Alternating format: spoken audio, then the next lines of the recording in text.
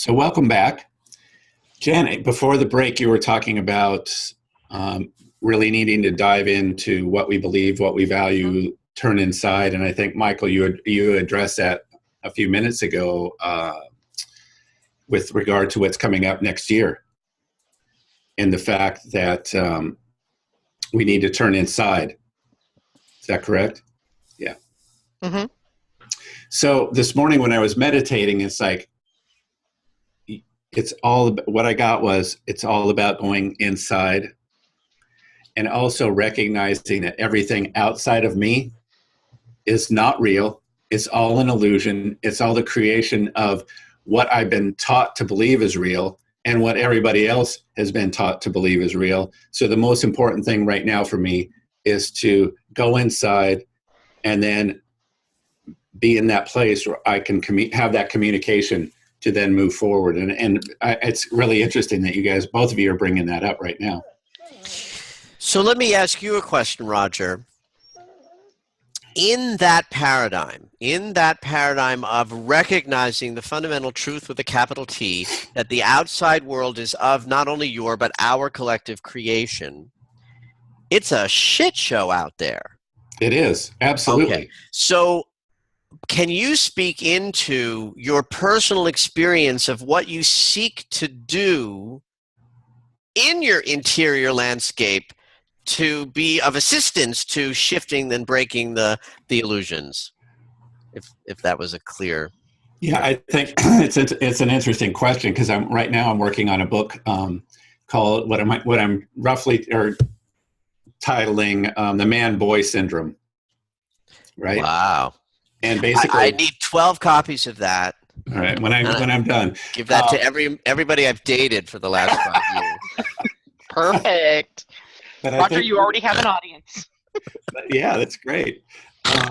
But it's about, we all grow up in this illusion, in this illusional and delusional world that's been created by the people that have come before us that have turned and put their thoughts, beliefs, ideals on us and said, this is real, this is what life is about, you need to go out to the world and you need to chase this, you need to work hard, you need to, whatever it is. What I'm recognizing is that, and I've known this for a while, and I think it's probably what you were talking about. I've gotten pieces over the last year, whatever. It's like everything that I need to know about me and my life is contained in here, and my connection with whatever you want to call it, God, source, spirit, Buddha, whatever, energy, blah, right? blah, blah. And over the last month and a half, I've been getting this. For me, meditate, communicate, and physicate, which the physicate piece means to be like work out, take care of my body, all that kind of stuff. But if I do those things, then all of this other stuff out here ceases to even be an issue or a problem because I'll be in that flow of myself. And I think that that's really what you guys are talking about in respect to how are we going to change the world? It's not a movement. It's not any of that stuff. It's about each one of us doing that for ourselves. And when we do that, and when enough people do that, then shifts are going to take place. But you just articulated my entire life's vision. Yeah, absolutely. It's interesting too, Michael, because thank you. Knowing Roger's chart, Roger, I'm not going to share deep thoughts about your chart, but his Saturn, Saturn for him is transiting through his 12th house in Sagittarius. So a lot of unconscious stuff coming up for your conscious mind to grab a hold of, truths. But, and I use that always too, the big T, capital T, truths. Mine too, by the way. What's his ascendant? Sagittarius. Degree point. No, degree point. I'd have to look it up. I don't know. All right. Well, we don't have to compare charts. After the break, we can do that. Me too. And, it was sort of a trick question, Roger. I knew the answer, and I knew we wouldn't be sitting here together collegially if we didn't have the same viewpoint. So I knew that your answer would match my teaching. Mm-hmm. And this is a knock knock ding ding moment for everybody listening. That's exactly what astrologically, Saturn and Neptune squaring each other is asking of us. It's asking to take responsibility on the inside of our experience in order to create peace for humanity on the outside. That doesn't mean that there isn't room for activism if that's your thing. My mother is an activist, and I am not, and maybe I'm not because my mother is, but either way, it is not my role to be active. Although that's shifting a little bit because I also identify as a gay man, and there's a lot happening in that world, and who knows what that arm of my life will look like. But in general, I'm really here to help people, to help individuals one-on-one, whether they come to me one-on-one or because I've spoken at the group level or in the media in this case. I am here. My life purpose is to help people understand what you so gracefully articulated, Roger, that your job is to turn within and keep the landscape of your inner self clean and then physicate that into your body, and then from there your behavior. Mm-hmm. And that lifts up the vibration of the planet and helps to create an inner landscape of peace that eventually will show up in the exterior landscape. Yeah, well said, Michael. I mean, I Right. agree. There are people out there who are social activists, and they should be doing that because that's what they're here to do. That's what they're Their here to do. role, it's their Absolutely. thing, and they raise the awareness. Then there are others that have other roles. It's knowing what your role is that becomes the most important thing, because otherwise you're hitting a brick wall, and this Saturn squaring Neptune is going to really be a problem for you. So, And then what happens is people think, this isn't really what I should be doing, and then they try and go off and do something else, and that they get like hit a stone wall, and yeah. you're always going to be brought back. I think in some ways you're always going to be brought back, and you guys can speak to that more from an astrological perspective. I'm sure there's planets that make you do that, but whatever. I'll be happy to speak to that just from a coaching perspective. People confuse Dharma with their curriculum vitae. They think that in order to be embodying your Dharma, you have to have a particular job. Now, some of us are lucky. Or Yes. I don't call it lucky. I get to have my Dharma and my career be the same thing. But that's rare. It is rare that somebody's Dharma, their gifts and talents exhibited in the world, also aligns with what they're going to make their money from. And so there's this big divide that people have that says, and really what it is that they just hate their jobs. They hate their responsibility piece of what I have to do X number of hours in a week in order to have money in my pocket to put food in my mouth. And I crave to be freed of that, to be rescued from that. And then I take a yoga class and it's like, ooh, and then I take a yoga teacher training and then suddenly I'm like, I'm going to be a spiritual teacher. It's like, yeah, that's not the rabbit in your hat. Nope. I'd like to bring it back more to like the astrology piece that I really don't understand here, but I was reading an article, and I believe you said something to the effect that 2016 is not simply another year in a linear time frame or timeline, and I'd like to ask you about that and what you meant by that. Okay. We live in a calendar year, a Julian calendar year, where we really demark a calendar year as very, very separate and distinct from each other. Mechanically, yes. And so, this is, I think, a very important and valuable paradigm. And I would not want to take away from it at all, because I think it's really important that we honor the death of the old year and the birth of the new year. It's a motivating factor.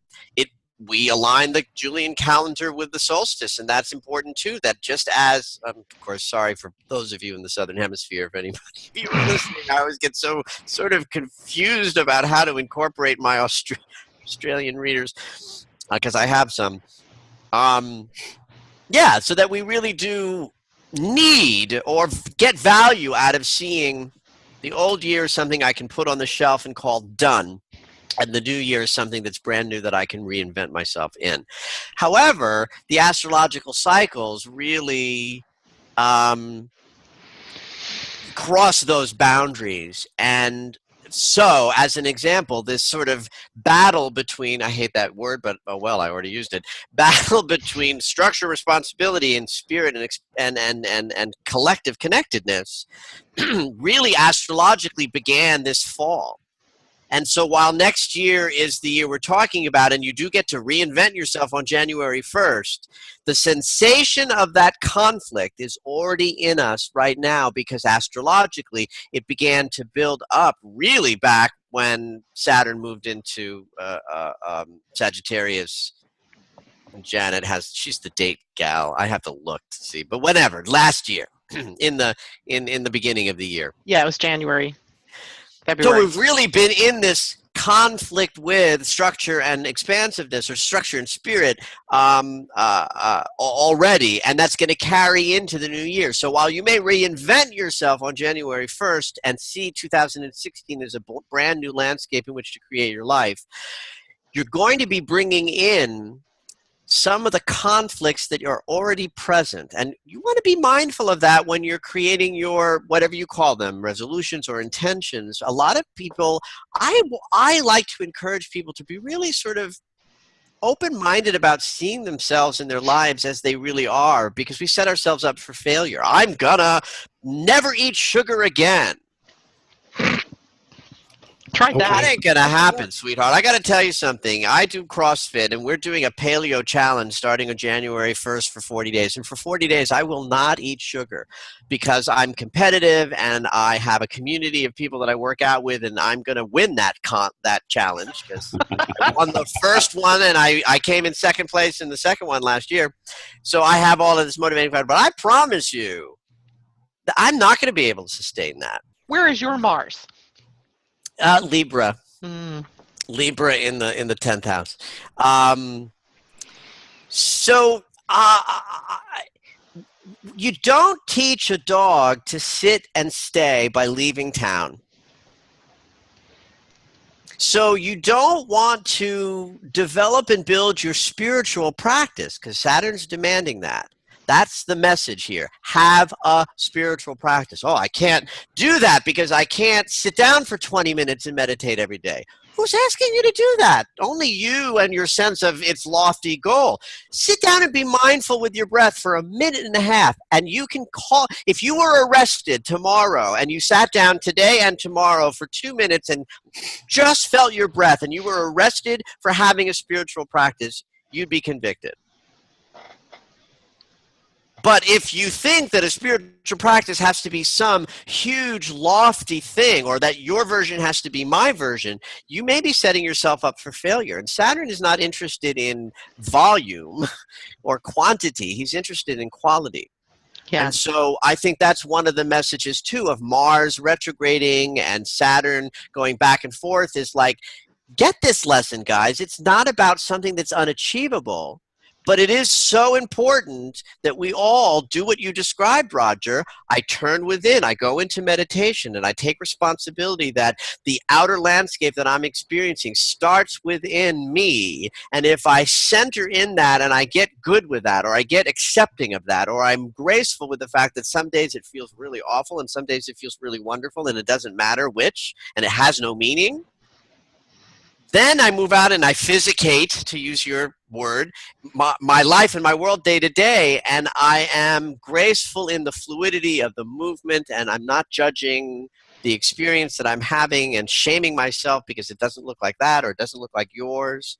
And it doesn't have to be anybody else's version. It can be a tiny little sacred practice that you do for yourself that aligns you with that energy, and Saturn's going to demand it of us. Great, great. Now, I want to shift a gear just a little bit and add to that. Is it time for a break, Roger? Yes, we should Okay, take so a break let's just now and pause. then.